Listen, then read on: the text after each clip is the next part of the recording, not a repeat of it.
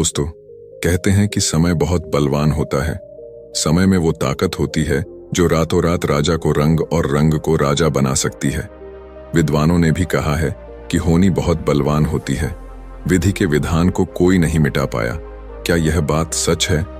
क्या एक झूठ? चलिए एक पौराणिक कहानी के माध्यम से इस बात को समझाने का प्रयास करते हैं। दोस्तों, यह कहानी बड़ी ही शिक्षाप्रद, महत्वपूर्ण और ज्ञानवर्धक है। मेरा आपसे निवेदन है कि कहानी के अंत तक हमारे साथ में बने रहना। नमस्कार दोस्तों, बोधि थिंक्स बाय यूट्यूब चैनल में आपका दिल से स्वागत है। बहुत समय पहले की बात है। एक नगर से दूर एक महात्मा का आश्रम था। वह सभी शास्त्रों और वेदों का ज्ञान रखते थे। उसके चर्चे बहुत दूर दूर तक फैले हुए थे। उसके पास दूर दूर से लोग अपना भाग्य दिखाने के लिए आते थे। वह महात्मा बहुत ही ज्ञानी थे। जिन लोगों का भी भाग्य देखकर उन्हें बताते थे, वह बात सच साबित होती थी। दूर से ही उनका भाग्य पढ़कर यह बता देते थे कि उनके भाग्य में क्या लिखा हुआ है। भूतकाल, भविष्य और वर्तमान तीनों कालों का ज्ञान रखते थे।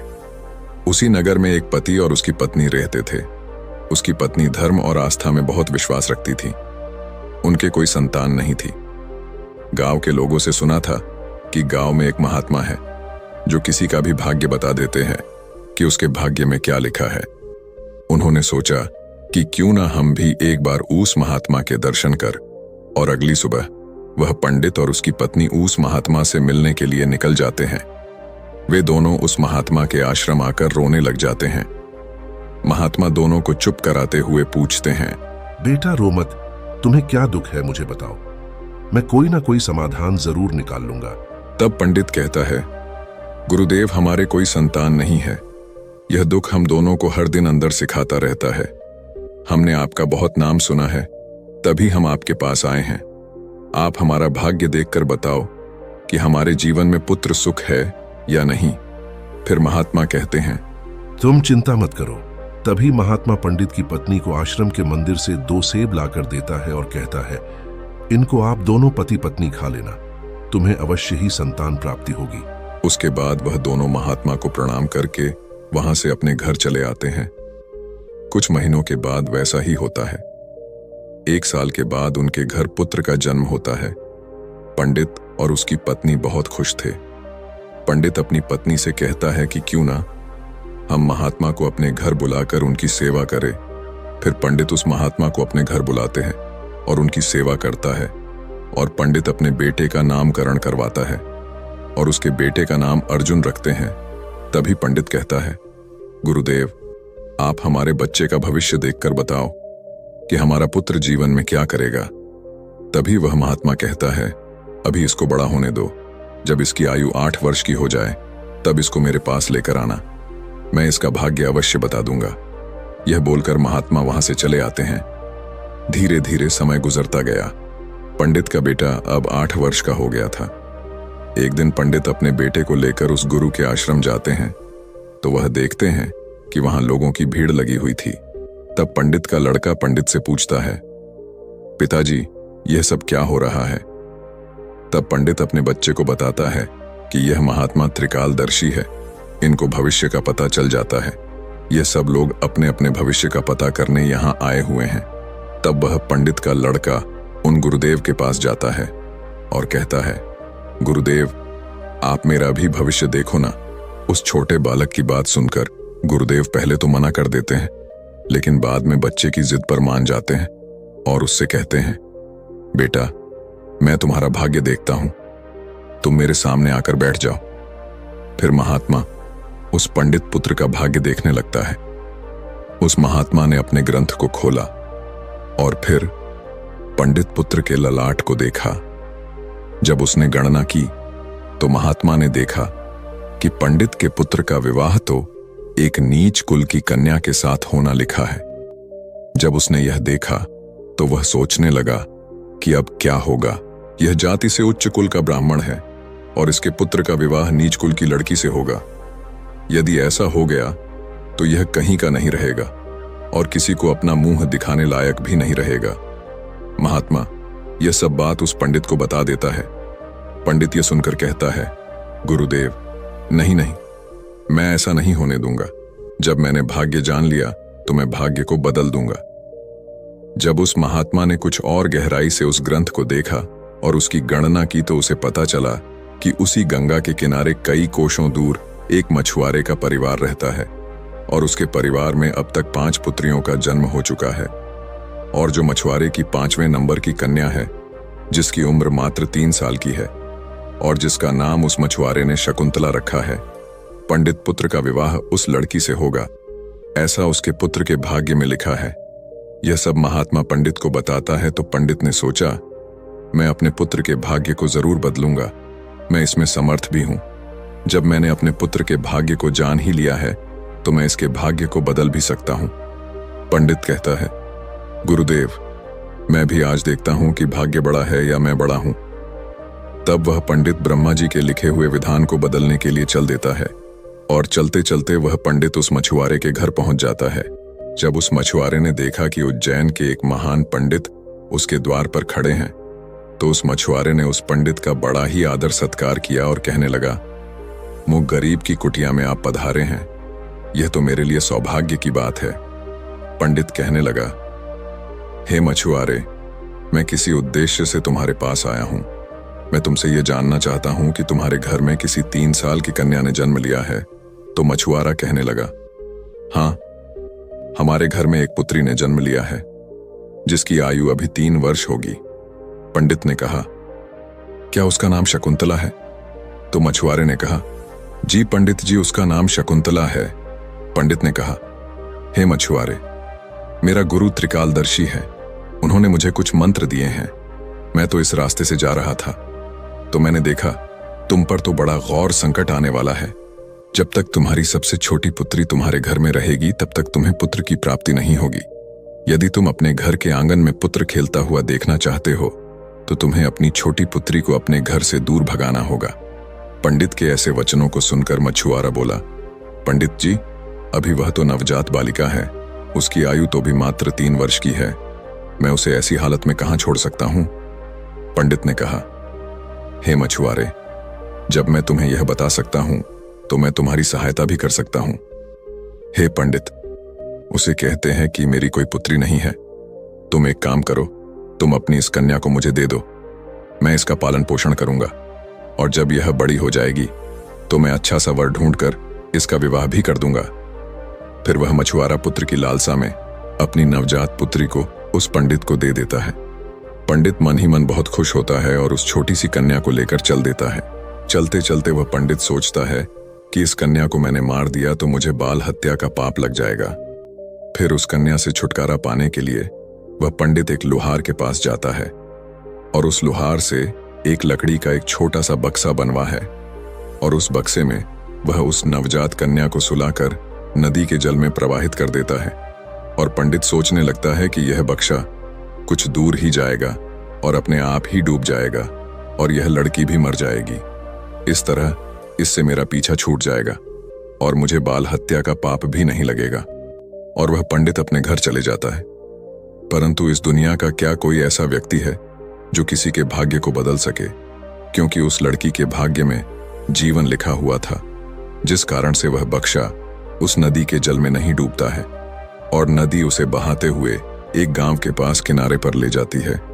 उधर उस गांव का पंडित सुबह सुबह स्नान करने के लिए आता है तो उस पंडित की नजर उस बक्से पर पड़ती है। जब वह पंडित उस बक्से को खोलता है तो वह देखता है कि बक्से के अंदर बहुत ही सुंदर कन्या लेटी हुई अपने पैर के अंगूठे को चूस रही है। वह पंडित संतानहीन था और गंगा जी से रोज संतान प्राप्ति की प्रार्थना करता था। उस बच्ची को देखकर वह पंडित सोचने लगा कि गंगा जी ने मेरे लिए इस पुत्री को मेरी संतान बनने के लिए ही भेजा है और मेरी प्रार्थना गंगा जी ने स्वीकार कर ली है। और इस तरह वह पंडित उस कन्या को लेकर अपने घर के लिए चल देता है। जब पंडित अपने घर पहुंचा और उस पुत्री को अपनी पत्नी को दिखाया तो उसकी पत्नी कहने लगी, आप यह किसकी पुत्री ले आए? यह बड़ी ही सुंदर है। तो पंडित जी कहने लगे, गंगा जी ने हमारी प्रार्थना स्वीकार कर ली और इस कन्या को हमारी संतान के रूप में हमारी झोली में डाल दी है। आज से हमारी यह इकलौती पुत्री है। इसका हम बड़े अच्छे से पालन पोषण करेंगे और इसे अच्छे संस्कार देंगे। इसे किसी चीज की कोई कमी नहीं होने देंगे। इस प्रकार वह पंडित और उसकी पत्नी उस कन्या का पालन पोषण करने लगे। समय गुजरा और समय के साथ साथ वह कन्या भी बड़ी हुई। जैसे जैसे वह लड़की बड़ी होती गई, वैसे वैसे उसकी सुंदरता में चार चांद लगते गए। वह इतनी सुंदर थी जैसे कोई इंद्र की अप्सरा हो। फिर जब लड़की थोड़ी और बड़ी हुई तो एक दिन पंडिताई ने अपने पति से कहा, सुनते हो, हमारी बिटिया अब बड़ी हो गई है और इसकी विवाह की भी उम्र हो गई है। आप कहीं जाकर वर ढूंढकर हमारी बिटिया की शादी कर दो। पत्नी की यह बात सुनकर वह पंडित अपनी इकलौती पुत्री के लिए वर देखने के लिए चल देता है। जब आसपास में उसके लायक कोई वर नहीं मिलता है तो पंडित जी अपनी पुत्री के लिए वर की तलाश करते करते उज्जैन नगरी में पहुंच जाते हैं। वहां जाकर लोगों से पूछते हैं कि यहाँ कोई ऐसा ब्राह्मण परिवार है जिसका कोई पुत्र विवाह के योग्य हो तो बताओ।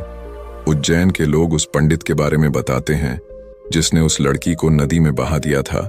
उनका बहुत ही संस्कारी परिवार है और उन पंडित का एक इकलौता पुत्र है और उसकी उम्र भी विवाह के योग्य है। पंडित जी, आपकी बात उन पंडित के पास बन जाए तो आपकी पुत्री बहुत ही सुखी रहेगी। उन लोगों की बात सुनकर पंडित जी उस पंडित के घर अपनी बेटी की शादी करने के लिए चल देता है। जब वह पंडित के घर पहुंचे और उस पंडित से मिले और जब पंडित जी ने अपनी पुत्री की सुंदरता के बारे में बताया और पंडित को अपने आने का मकसद बताया कि मेरी एक पुत्री है और उसका विवाह हम आपके पुत्र के साथ करना चाहते हैं, तो वह पंडित भी बड़ा खुश हुआ कि चलो, मेरे पुत्र के जो भाग्य में लिखा था अब वह बदल गया है और एक ब्राह्मण अपनी पुत्री की शादी के लिए मेरे पास आया है।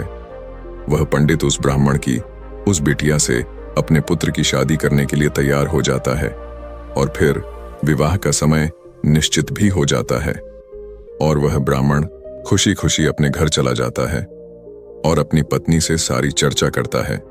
फिर कुछ दिन बाद वह दिन भी आ जाता है जिस दिन पंडित की पुत्री और उस पंडित के पुत्र की शादी होनी होती है। फिर वह पंडित अपने पुत्र की बारात लेकर उस पंडित के गांव की तरफ चल देता है और सोचता जा रहा है कि मैंने अपने पुत्र का भाग्य बदल दिया। जो उस महात्मा ने कहा था मैं उसको भी बदल दूंगा। आज मैं अपने पुत्र का भाग्य बदल दूंगा। लेकिन पंडित को पता नहीं था कि विधाता का लिखा कोई नहीं मिटा सकता। उसे विधाता भी नहीं मिटा सकते। जो लिख दिया वह तो अटल है। जैसा जिसके भाग्य में लिख दिया वैसा तो होकर ही रहता है, चाहे कोई कितने भी जतन कर ले, लेकिन भाग्य का लिखा कोई नहीं मिटा सकता। इस तरह सहयोग से आज वही मछुआरे की कन्या आज पंडित की पुत्री बनकर उस पंडित के बेटे के साथ विवाह करने के लिए तैयार हो रही है जिसे उस पंडित ने पानी में बहा दिया था। फिर उस लड़की का विवाह उस पंडित के बेटे के साथ हो जाता है और इस तरह वह कन्या पंडित के घर में आ जाती है।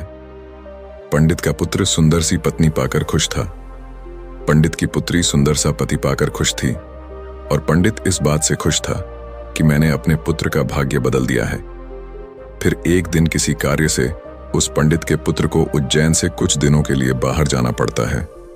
एक दिन वह पंडित अपने बेटे की बहू को लेके उस महात्मा के आश्रम जाते हैं। उधर पहुंचकर गुरुदेव को प्रणाम करते हैं और बताते हैं कि गुरुदेव, मैंने विधि के विधान को भी बदल दिया। यह सुनकर गुरुदेव हंसने लगते हैं। पंडित गुरुदेव को हंसता देख पूछते हैं, गुरुदेव आप हंस क्यों रहे हो? तब गुरुदेव पंडित को बताते हैं, ये वही लड़की है जिसको तुमने नदी में बहा दिया था। यह सुनकर पंडित का पसीना छूटने लगा। उसने सोचा, यह तो वही मछुआरे की लड़की है जिसे मैंने मरने के लिए नदी में प्रवाहित कर दिया था। फिर यह मेरे घर में मेरी पुत्र वधू बनकर कैसे आ गई? उसने शकुंतला से कहा, पुत्री, तुम अपने पिताजी की इकलौती पुत्री हो ना? तो वह कन्या बोली, जी पिताजी, मेरे असली माता पिता तो बड़े दुष्ट थे। उन्होंने मुझे 3 वर्ष की अवस्था में ही गंगा में प्रवाहित कर दिया था और जो मेरे नए माता पिता हैं, इन्होंने मुझे नया जीवन दान दिया। जिस दिन से मुझे नया जीवन दान मिला है तब से यही मेरे माता पिता हैं। जब पंडित ने यह साबित कर लिया कि यह वही मछुआरे की लड़की है तो पंडित ने इस शकुंतला से निजात पाने के लिए एक युक्ति निकाली और अपने बेटे की बहू से बोला, बेटी, तुम पहली संतान पुत्र पाना चाहती हो तो मेरे साथ तुम्हें समुद्र पर चलना होगा। जब दोनों ससुर और पुत्र वधू समुद्र पर पहुंचे तो पंडित ने अपने हाथ से एक अंगूठी निकाली और उस अंगूठी को दिखाते हुए समुद्र में फेंक दिया और उससे कहा, बेटी, जिस दिन तुम्हें यह अंगूठी मिल जाए उसी दिन तुम अपने घर आ सकती हो। यह अंगूठी नहीं मिली और तुम अपने पिता के घर पहुंच गई या मेरे घर आ गई तो तुम अपने पति को खो दोगी। इसलिए तब तक तुम्हें कहीं नहीं जाना है जब तक यह अंगूठी तुम्हें ना मिल जाए। यदि तुम मेरे वचनों को मानोगी तो तुम्हें अवश्य ही पुत्र की प्राप्ति होगी और तुम्हारा भाग्य भी जाग उठेगा। ऐसा कहकर वह पंडित उसको समुद्र के किनारे पर छोड़कर वापस अपने घर को लौट गया। शकुंतला ने काफी प्रयास किया लेकिन अंगूठी नहीं मिली। जब अंगूठी नहीं मिली तो वह बेचारी एक रास्ते की तरफ चल दी, क्योंकि ना तो वह अपने पिता के घर जा सकती थी और ना ही अपने पति के घर जा सकती थी। फिर चलते चलते जब वह आगे बढ़ी तो सामने से एक राजपूताना परिवार आता हुआ दिखाई दिया जो अपने गांव की तरफ जा रहा था। जब उस राजपूत परिवार ने उस लड़की को देखा तो कहने लगे, बेटी, इस जंगल में तुम अकेली कैसे घूम रही हो? यहाँ तो बहुत ही जानवर रहते हैं। तो वह कन्या बोली, क्या बताऊं, मैं विपत्ति की मारी हूँ और मेरा इस दुनिया में कोई नहीं है। तो वह राजपूत परिवार बोला, बेटी, अगर तुम चाहो तो हमारे साथ चल सकती हो। जब शकुंतला ने यह सुना तो वह सहज गई, उनके साथ चलने के लिए तैयार हो गई। इस तरह शकुंतला को उस राजपूत परिवार ने अपने घर खाना बनाने के लिए रख लिया। जो राजपूत परिवार का मुखिया था वह उस पंडित का बहुत ही घनिष्ठ मित्र था। कुछ समय बाद उधर जब पंडित का लड़का अपने घर आया और उसने अपने पिताजी से शकुंतला के बारे में पूछा तो पंडित ने झूठ बता दिया कि गंगा स्नान करते समय तुम्हारी पत्नी शकुंतला डूबकर मर गई। जब पंडित के लड़के ने यह सुना तो उसे काफी दुख हुआ। उधर राजपूत परिवार जिस गांव में निवास करता था उस गांव का एक पंडित अपने लड़की का रिश्ता लेकर उसी पंडित के घर पहुंच गया।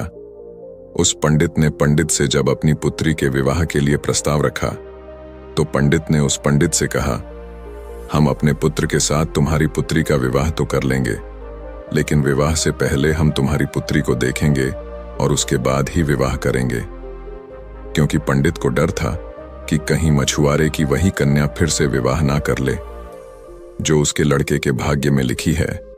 वह पंडित उस पंडित की शर्त मानने के लिए तैयार हो गया और अपने गांव को वापस लौट गया। अब पंडित अपने पुत्र के लिए लड़की देखने को उस पंडित के गांव की तरफ चल दिए। उधर जो अंगूठी उस पंडित ने समुद्र में फेंकी थी उसे एक मछली निगल गई। एक दिन किसी मछुआरे ने समुद्र में जाल फेंका तो उसे वही मछली मिली जो अंगूठी निकल गई थी। उस जाल में वह फंस गई। मछुआरा पकड़ी हुई। मछली को बेचने के लिए वहीं पहुंच गया जहां वह राजपूत परिवार रहता था। परिवार के मुखिया को मछली खाना बहुत ही पसंद था, इसीलिए उस राजपूत ने उस मछुआरे से उस मछली को खरीद लिया और उस मछली को ले जाकर शकुंतला से कहा, बेटी, क्या तुम मेरे लिए मछली पका दोगी? तो शकुंतला बोली, जी पिताजी, मैं मछली तो नहीं खाती हूं, लेकिन आपके लिए जरूर बना दूंगी। इस प्रकार वह मछली लेकर रसोई में काटने लगी। जब शकुंतला ने उस मछली को काटा तो उसके पेट में से वही अंगूठी निकलकर जमीन पर गिर पड़ी। जब शकुंतला ने उस अंगूठी को देखा तो वह पहचान गई और अंगूठी पाकर बहुत खुश हुई। उधर वह पंडित अपने पुत्र को लेकर पंडित के गांव में पहुंचा और अपने बेटे से कहने लगा, हे पुत्र, इस गांव में हमारे घनिष्ठ राजपूत मित्र रहते हैं। पहले हम उनके पास चलते हैं, उसके बाद हम तुम्हारे लिए लड़की देखने पंडित जी के घर जाएंगे। पंडित के बेटे ने जब अपने पिता के ऐसे वचनों को सुना तो वह बोला, पिताजी, जो आपको अच्छा लगे वैसा ही कीजिए। फिर वे दोनों उस राजपूत के घर पहुंचे। राजपूत ने जब अपने मित्र पंडित को आते हुए देखा तो वह भी बहुत खुश हुआ और उनका पहले की भांति आदर सत्कार किया। आदर सत्कार करके उन्हें अपने पास में बिठाया और उसने शकुंतला को आवाज दी, बेटी, हमारे मित्र आए हैं, जरा उनके लिए पानी का इंतजाम करो। जब शकुंतला पानी लेकर आई तो शकुंतला ने पंडित को देखा, पंडित ने शकुंतला को देखा। फिर जब पंडित के लड़के ने शकुंतला को देखा तो वह कहने लगा, पिताजी, आपने मुझसे झूठ क्यों बोला कि शकुंतला मर गई? मेरी पत्नी तो जिंदा है और यह आप जानते हैं, और यह जानते हुए भी आपने मेरा विवाह किसी अन्य लड़की से करने की कैसे सोची? तो वह पंडित दुख की मन से कहता है, पुत्र, मैं भटक गया था। मैं विधाता के लिखे भाग्य को बदलने के प्रयास में इतना नीच कर्म कर बैठा कि कुछ पूछो ही मत। फिर उसने पूरी कहानी सभी को सुना दी और कहने लगा, मुझे अपने ऊपर कुछ ज्यादा ही घमंड हो गया था, जो विधाता के लिखे को मिटाने चला था। मैंने लाख कोशिश की, लेकिन हुआ वही जो तेरे भाग्य में लिखा था।